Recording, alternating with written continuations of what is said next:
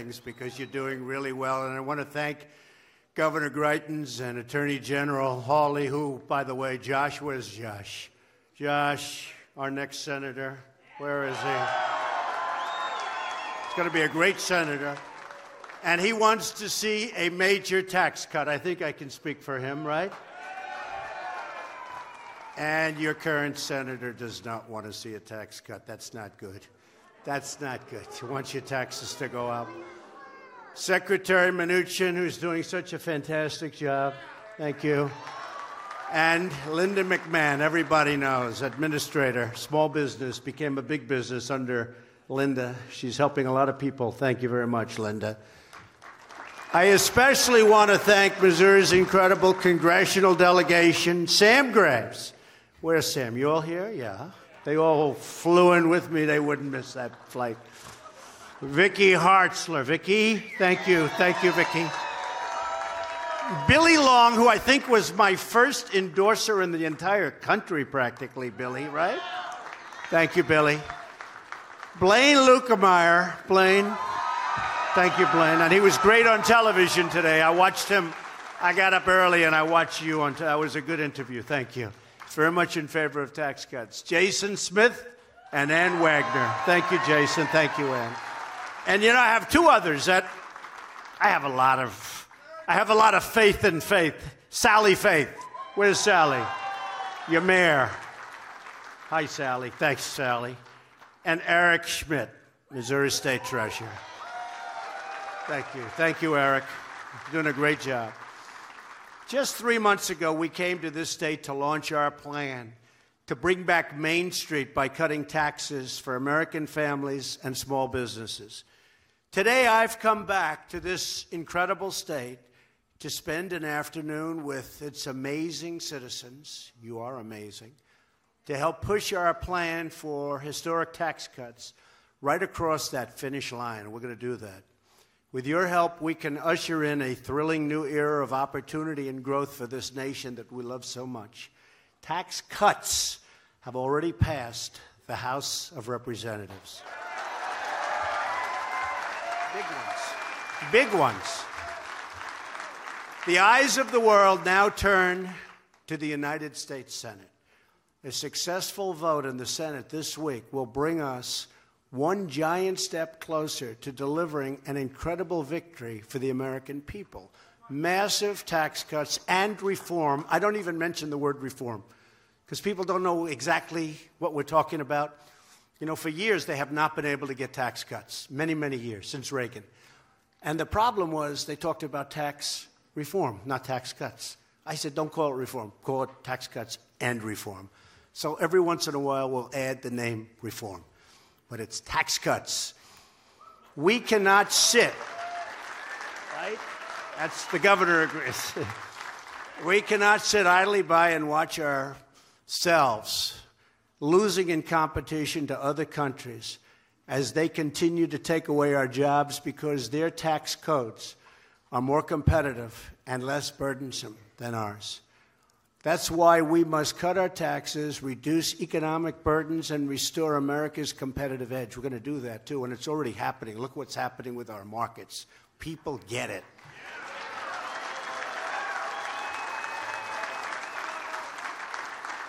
If we do this, then America will win again like never, ever before.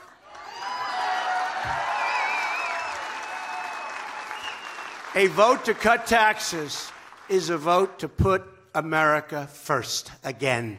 We want to do that. We want to put America first again. It's time to take care of our workers, to protect our communities, and to rebuild our great country. You know, we've spent almost $7 trillion in the Middle East over the last 16 years. $7 trillion. Now, I'm taking care of it. We're doing numbers like ISIS has never seen before. We're wiping them out. Terrorists, they're bad. And all of that. But we've spent almost $7 trillion. We could have rebuilt our country 4 times over. And we're going to start spending here. We're going to start spending here. And with that being said, we're going to protect our country, whether it's North Korea or any, but we're going to protect our country like never before. We're going to build up our military and make our product here and make our planes and our boats and our everything here. But we're going to build up our military.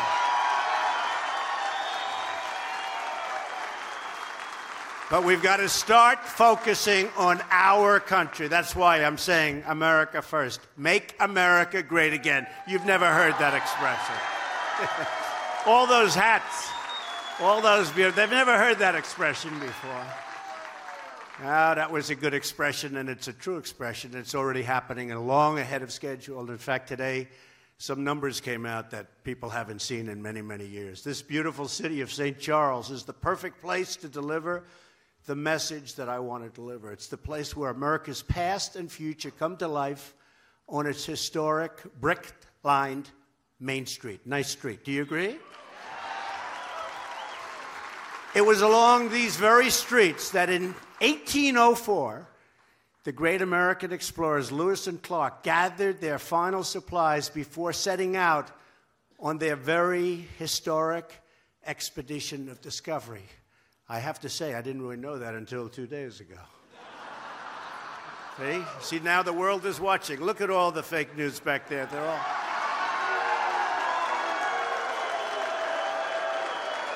They're all watching.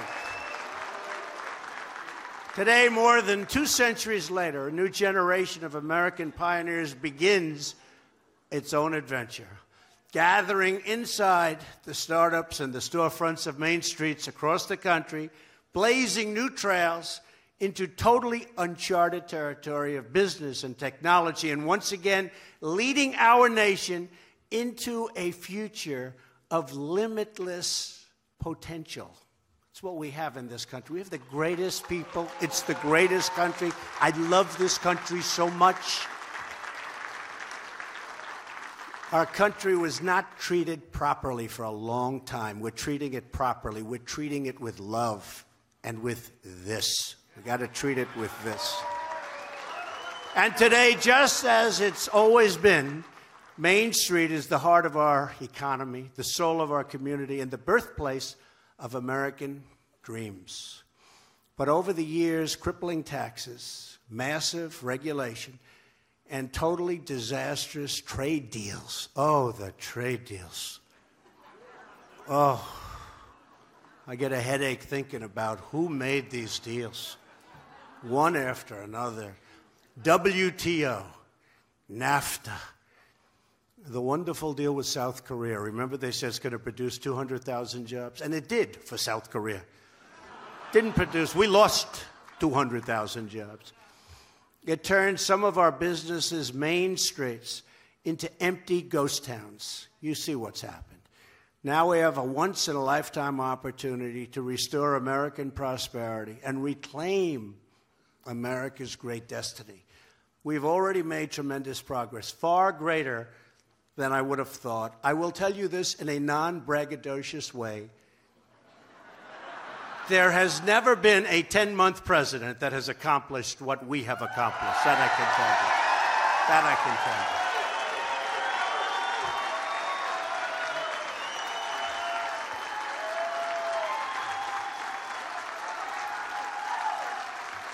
Today, again, the stock market has reached another record all-time high. The unemployment rate nationwide is the lowest it's been in 17 years.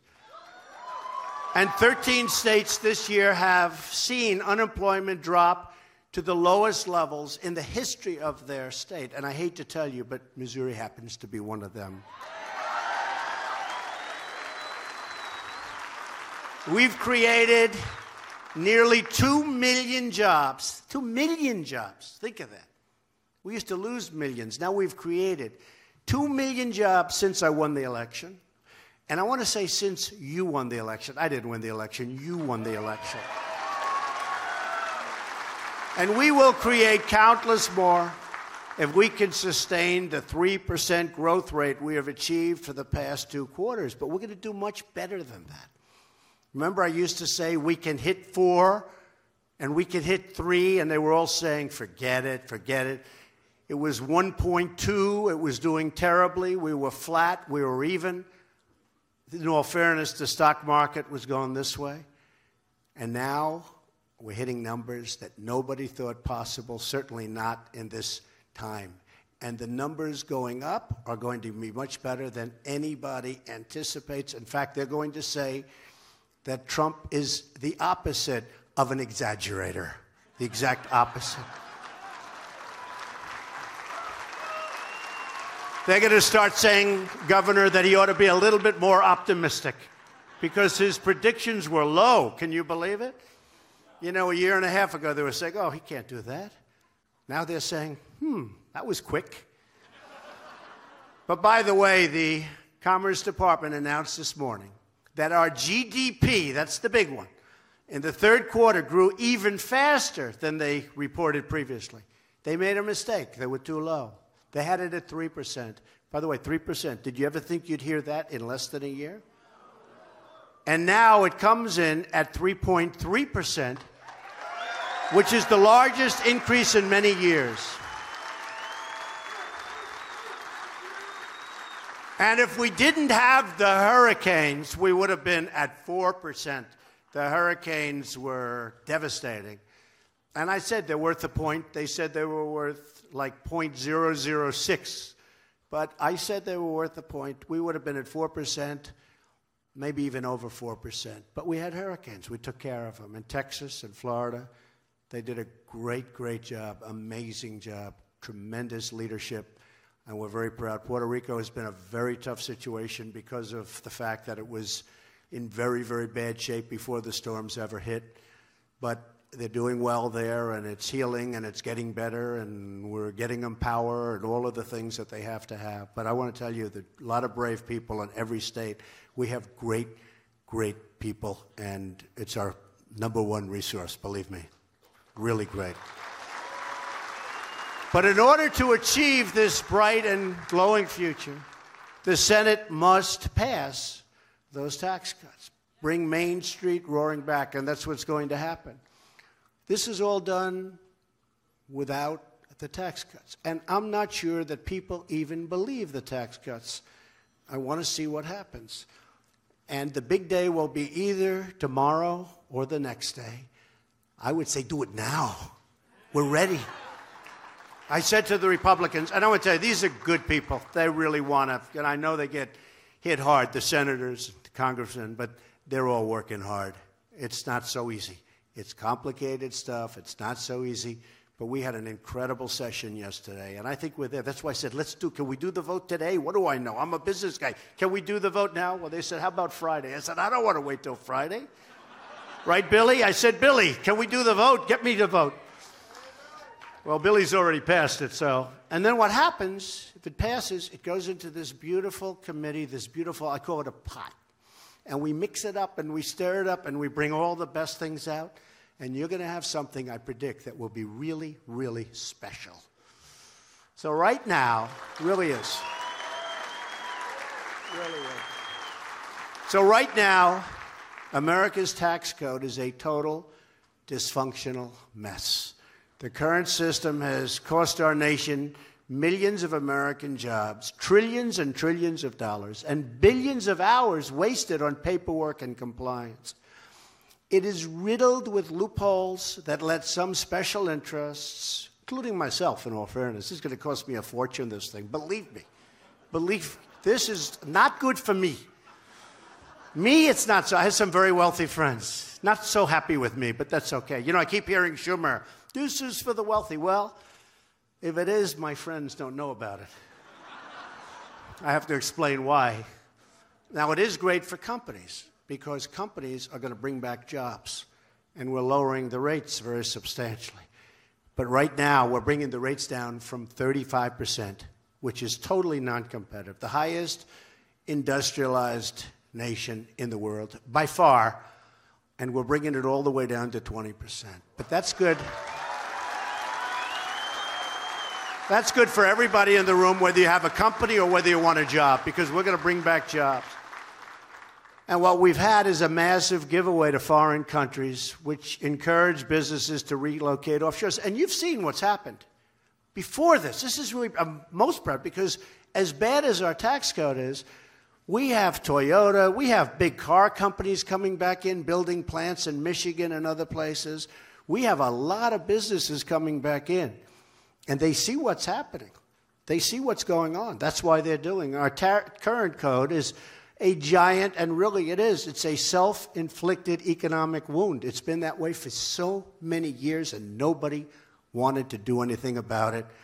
But all that will change, and it will change immediately if Congress sends a tax cut and reform bill, the biggest tax cut in the history of our country, bigger than Reagan. If they send it to my desk, I promise all of the people in this room, my friends, so many friends in this room, it's a great state, I promise you I will sign it. I promise. I will not veto that bill. There will be no veto.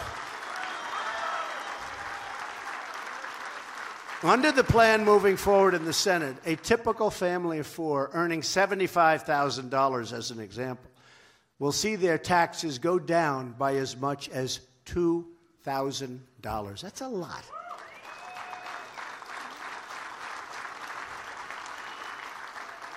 Now, we're doing that not just to help people. We're doing that because it helps our country. You're going to take that $2,000, and maybe you'll save some, and you're going to spend some. And we're going to make product back in our country again. You know, it's going to be made here. It's going to be made elsewhere, but it's going to be made here. We're opening up plants. We're opening up factories, and we're going to be great to small business. Wait till you see the final product. Wait till you see what finally comes out in what I call the mixer. The beating heart of our plan is a tax cut for working families. That's what it is. We're going to make sure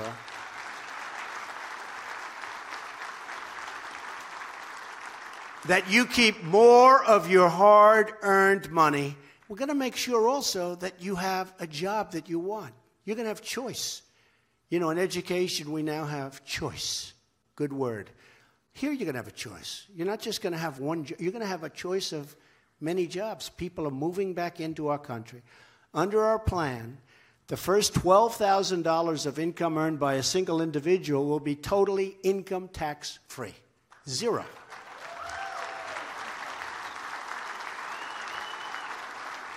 And a married couple won't pay one dime of income tax on their first $24,000 of income. Zero.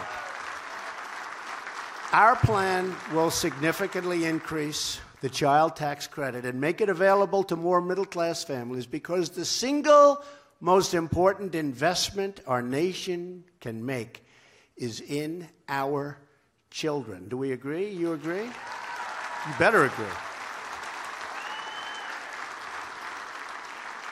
Families will also benefit from a new credit for other dependents, like a child in college or an elderly loved one. We have our mothers, our fathers, you have your grandparents, you have people that are elderly that have done a fantastic job. They've grown old. You want to help them. Now we are going to help you help them.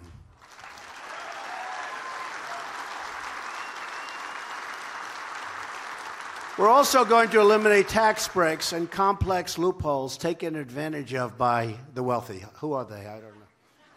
I think my accountants are going crazy right now. It's all right. Hey, look, I'm president. I don't care. I don't care anymore. I don't care.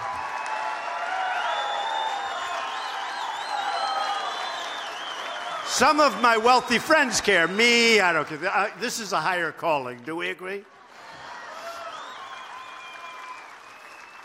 As Hillary said, what difference does it make?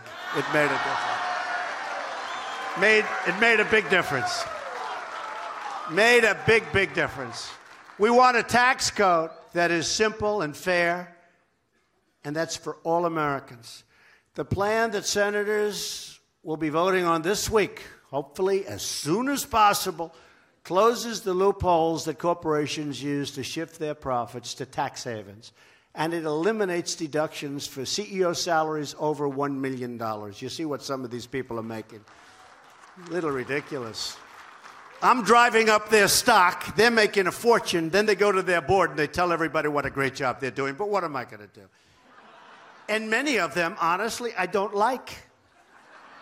Oh, some of these bankers, I don't like them, and they're making a fortune. And it's one of those things. Steve knows a couple of them that I'm talking about, doesn't he?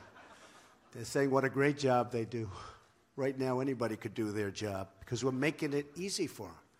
Because we're giving them a great and strong economy. And because we've cut regulations more than any president in the history of this country by far, and that's for full terms. That's not for 10 months. And it allows builders to build, and it allows farmers to farm. You know what I've done for farmers? Where if you had a little puddle in the middle of your field, you go to jail if you touch it, right? You know what I'm talking about. Not anymore. Not anymore. Not anymore. And it allows bankers to lend. It allows bankers to lend again. So many people came up to me and they said, we had a 20-year relationship with a bank. We never had a default. We never had a bad loan. Now we go back to the bank and they say, we can't do business with you anymore because they don't qualify, even though they're better than the people that do qualify. It's incredible, but we're back to the strong days of our banks. And not the days of trouble. Pre that, we're back to the strong, where bankers can make loans and community bankers can make great loans to good people. You saw what happened recently where the certain agency or bureau that was causing so much trouble to lenders where they could not lend. They just couldn't lend. It was devastating. They were going out of business. Well, we're taking care of that. We've already taken care of a big part of it. And yesterday you saw we won the lawsuit. So that's going to be taken care of automatically. Got to get back to business. Our focus is on helping the folks who work in the mailrooms and the machine shops of America, the plumbers, the carpenters, the cops, the teachers, the truck drivers, the pipe fitters, the people that like me best. Actually, the rich people actually don't like me, which is sort of interesting, and that's fine. You know what? I like that trade. But really, the people that like me best are those people, the workers. They're the people I understand the best. Those are the people I grew up with. Those are the people I worked on construction sites with. All of the people who give their best each and every day to take care of their family and the country that they love. These are incredible people. They came out to vote for me. They came out to vote for us.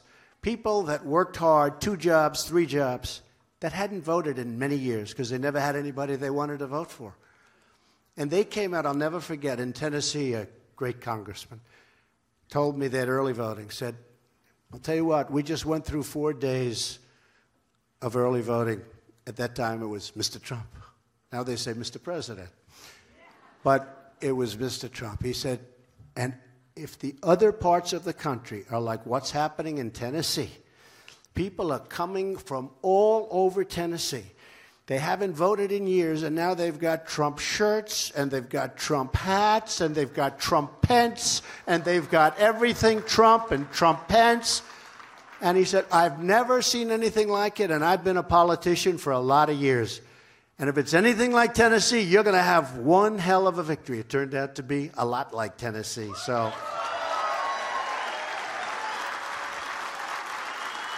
and it turned out to be a lot like Missouri.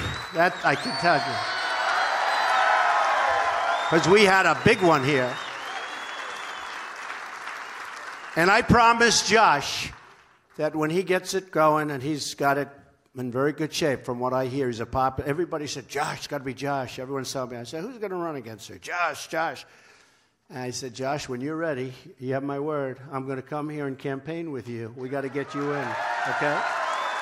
Got to get you in. It's not enough for the middle class to keep getting by. We want them to start getting way ahead. We're going to have them start getting way ahead. Under our plan, middle-class families will not only see their tax bill go down, they will see their incomes go up by an average of around $4,000. And that's because we're going to cut taxes on American businesses so they will compete for workers, they'll raise salaries, the business is going to be happy, and the workers are going to be happy, and the country is going to be a happy place. Although, we're going to have very strong borders. Please remember that, okay? Please remember. We're going to have the wall. Don't worry about it. We're going to have the wall. We don't forget that wall. A lot of people say, now that he got elected, is he going to build the wall? The answer is absolutely. More so. I think more so. It's not easy dealing with the Democrats. They want to have people pour into our country, illegals. They don't care where the hell they come from. They want to have them pour into our country. They want to raise your taxes. They don't want to take care of your military. And all they're good at, frankly, is obstructing. They want to obstruct. But you know what? They may obstruct, but we have gotten through all of the obstruction so far. We'll keep it going, believe me. Today, America has one of the least competitive tax rates on planet Earth. 60%, think of that. 60% higher than the average in the developed world. So our taxes are 60% higher. On my recent trip to Asia, every single one of the countries I visited, even those with communist governments, have slashed its corporate tax rates and slashed them dramatically. And it's very tough competition anyway. But when their taxes are a lot lower, it really makes it very tough. And that trip was a tremendous success. You know, we bought back $250 billion in contracts, and that's going to be over $1 trillion very soon. That's a good week and a half's work. Boeing came back with contracts. So many of our companies came back, and I'm very proud of them, and we're doing great. But at the same time, we're going to fix trade, because trade's unfair. We're getting killed on trade, so we're going to fix our trade, unless anybody would like to continue with this horrible situation that we have. Our plan gets America from the back of the pack, and it'll bring us right to number one, where we were for years, but where we haven't been for decades. We're going to be right back at number one.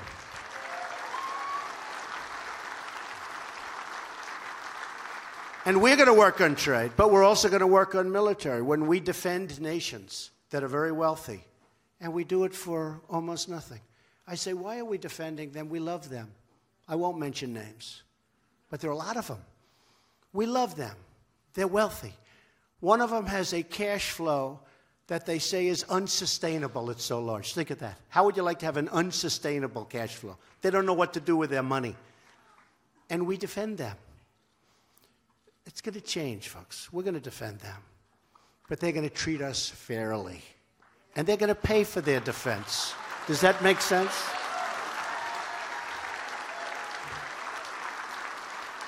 And a lot of this was from many, many years ago when we defended a defeated country, and then they became strong and they became rich, and we just kept the same defense. What happened?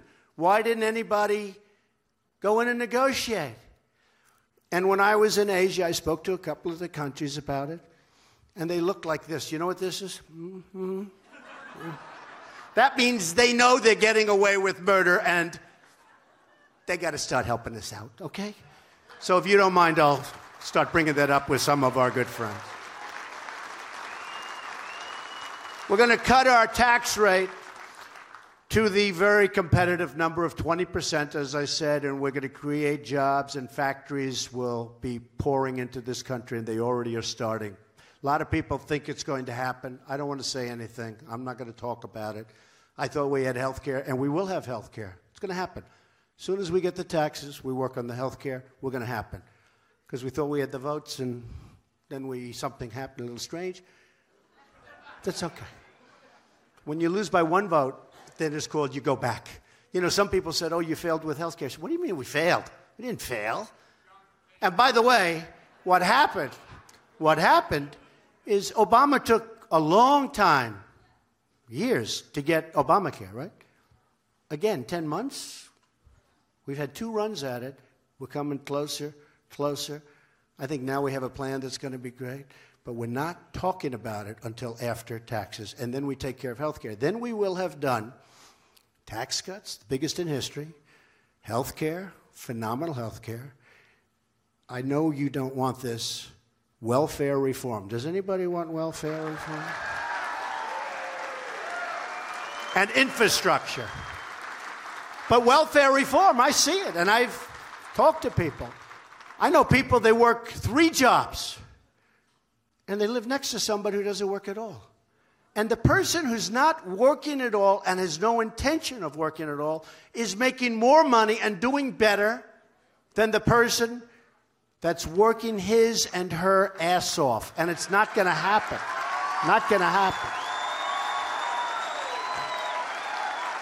So we're going to go into welfare reform unless Billy doesn't want it. Billy, am I okay in saying that I speak for you?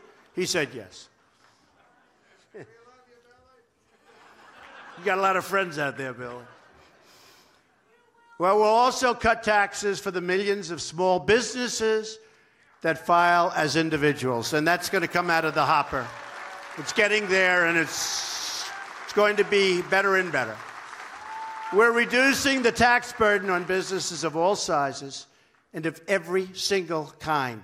As a candidate, I pledge to fight for American jobs. I think it's possibly the #1 reason I got elected.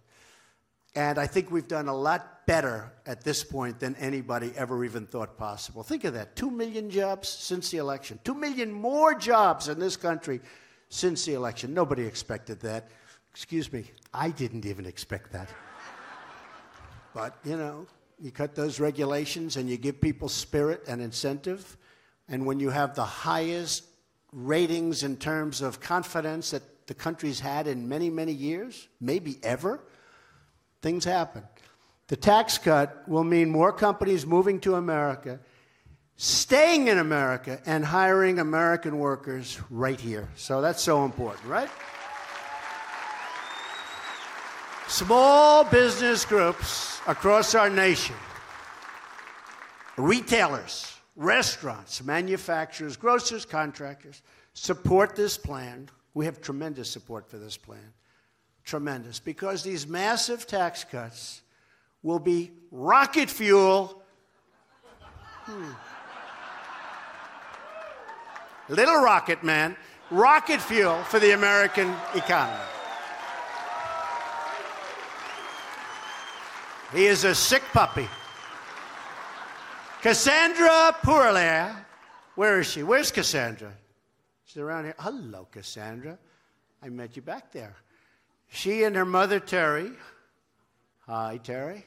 They own a jewelry store on Main Street right here in St. Charles. They make really beautiful handmade jewelry. I got to see some of it. I would have taken it in my previous life, but now if I do, they don't like that. You know? We're not allowed to take jewelry, right? But they make it right here in the heartland. It's beautiful. Our tax plan will ensure that Cassandra can keep growing her business, keep creating jobs, keep giving back to the community that she loves, and just make her more and more successful. I assume you like that, right? Good. Randy Schilling is also here. Where's Randy? Randy. Hello, Randy. He's the founder of OPO. That's an interesting name. It's called OPO Startups, and a member to dozens of small businesses in the St. Charles area. He's a mentor. He really mentors a lot of the businesses, and he's respected. He also did a terrific job renovating the old post office on Main Street, something I know something about, old post offices. Did he do a good job, by the way? I hear. They said yes, Randy. If he did a bad job, I'm going to stop right now and just say, good luck, Randy. They said you did a good job. I know you did. Randy knows firsthand how the high tax burden is holding America's small businesses back, and our tax cut plan will unleash them to thrive like never before. He understands our plan. which will provide relief from the horrible, crushing, unfair estate tax, also known to many as the death tax. We want to make it easier for loving families to pass on their life's work to their children. Be nice. Be very nice, right? That's a tough one. The Democrats fight that one, I think, harder than any other thing that we're doing. They fight the death tax. They don't want it. They don't like it. They don't want it. It's one of those things. But that is one of the hardest things. I have to be honest. I see people right here. They're obviously very rich, and they love their children, right, in this group. They love their children. They're very rich. They want to pass on what they have without having to have the kids sell the property, mortgage up half of it. And but the biggest problem we have on that one, these Democrats are being brutal. And, you know, I call them obstructionists, but they want to stop the estate tax. They want to stop the death tax from, you know, being rescinded. But we're going to try our best on that one. Our economy will receive another enormous boost as trillions of dollars in wealth that's parked overseas will be able to come back to our country. Now, this is one that's interesting because for years, Republicans and Democrats agreed. You have Apple and you have these great companies having billions and billions of dollars overseas. Now, who doesn't want the money to come back? But to show you the lack of leadership that this country had in the past, the Republicans want it and the Democrats want it, and nothing ever happened. You could have passed that one easy. In fact, we're just throwing it into this bill. I could have had a separate bill on that one, I think. Don't you agree, fellas? I could have had a separate bill on that one and gotten it passed in record time. But I figured I'd put it here, because it is actually popular. But it used to be $2.5 trillion. You know what that is? Trillion. Money you can't bring back in. It's prohibitive, both in complexity and in the amount of tax you have to pay. So nobody brings back in. $2.5 trillion. But $2.5 trillion I've been saying for 6 years. I think now it's $4 to $5 trillion. All that money is coming back into the United States, and it's going to be invested in our country instead of sitting and helping others. We want our own help. It's sort of an easy one. Last year, American multinational companies left more than 70% of their foreign profits overseas because the current tax system penalizes them for bringing that money back home. They actually get penalized. Our plan switches to a territorial tax system that encourages companies to return their profits to America, right here to the United States, where that money belongs, going back to work for you. Territorial. If we want America to thrive in the 21st century, then we must stop running from the competition. And instead, we must start totally winning and winning and winning again. Remember when I used to say, we're going to win so much? We're going to win that the people of Missouri are going to go to your governor and they're going to say, Governor, please go see the president. We can't stand winning so much. Remember, I used to say that, right? I used to say it, and that's what's happening. That's what's happening. And then the governor's going to come to that beautiful, historic Oval Office. He's going to say to me, Mr. President, the people of Missouri cannot stand all this winning. They don't want to win so much. They love the old way, where they had lousy job numbers, lousy economic numbers, lousy. They loved it. Please, Mr. President, please not. And I'll say, Governor, I don't care what they say in Missouri. We're going to keep winning and winning and winning and winning. Remember? That's right. I used to say that. I had fun with that. But we are winning. We're winning again. We're winning a lot bigger than anyone ever thought possible for such a short period of time. For too long, our tax code has incentivized companies to leave our country in search of lower tax rates. That happens. Many, many companies, they're going to Ireland. They're going all over. They're going all over Asia. But they're stopping because they now want to take advantage of what's happening and what we're about to pass, hopefully. My administration rejects the offshoring model. In other words, let's build a factory in another country. Isn't that wonderful? That really helps us a lot. Fire everybody, and let's build the product, and let's send it in without tax back into the United States. That model doesn't work for me. It never worked, and it shouldn't have worked for any of our other past presidents, believe me. Our new model is the American model. Call it the Trump model, where we build it here. As much as possible, we build it here. Simply put, our tax plan is anti-offshoring and 100% worker, 100% pro-America. Under the American model, we're reducing burdens on our businesses as long as they do business in our country. Okay? They do business here. Now, we love Mexico. It's a wonderful place. But I don't like when our car companies move to Mexico, fire everybody, build the same car in Mexico, send it through our borders with no taxes, no nothing, and we buy the car. Same price. We buy the car. In the meantime, what do we get out of it? We get no tax, and we get unemployment all over. That's stopping. So now the plants are starting to move back. And now there's a price to pay when they do that little number on us. That's how we all succeed and we grow together as one team, one people, as one American family.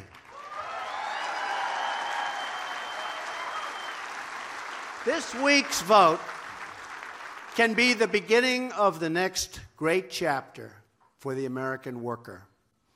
To summarize, our plan cuts taxes for the working and middle-income families. It nearly doubles the amount of income taxed at the rate of 0. It lowers tax rate. It expands the child tax credit. It provides relief from the estate tax, also known as the death tax. It cuts small business taxes. It reduces the corporate rate from 35% all the way down to 20%. And it provides a one-time low tax rate to return corporate money parked overseas, trillions and trillions of dollars. This is the right plan. This is the right time. We have a moment in time. The Republicans have the Senate. The Republicans have the House. The Republicans have the White House. It's very unusual. It's very unusual.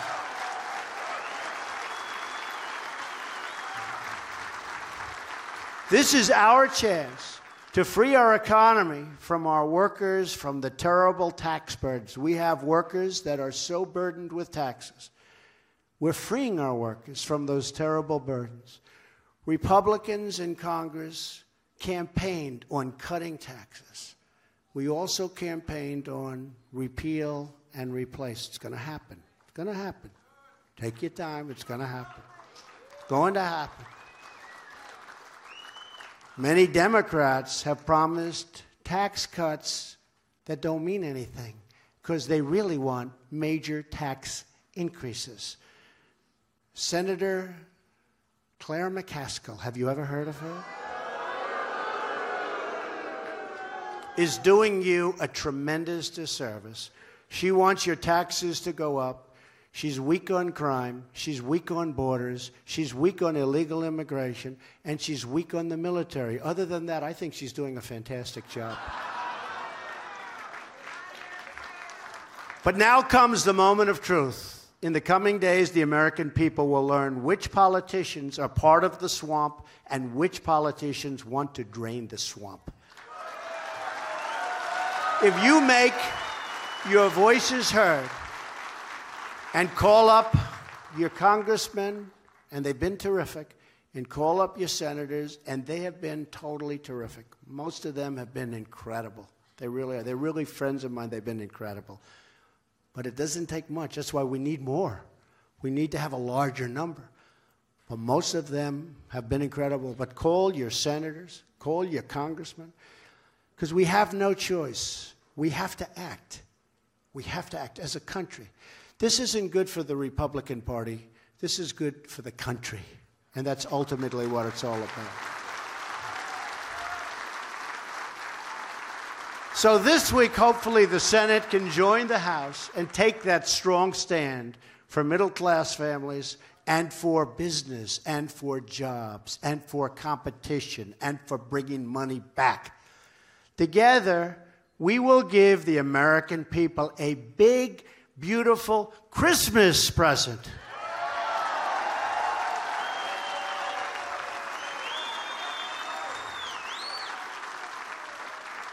And remember, I was the one, when I was here last time, I said, we're going to have Christmas again. I was the one that said, you go to the department stores and you see Happy New Year and you see red and you see snow and you see all these things.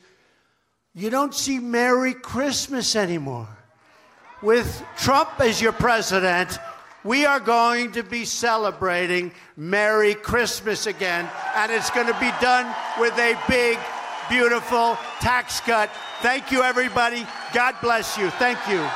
Thank you, everybody. Thank you very much.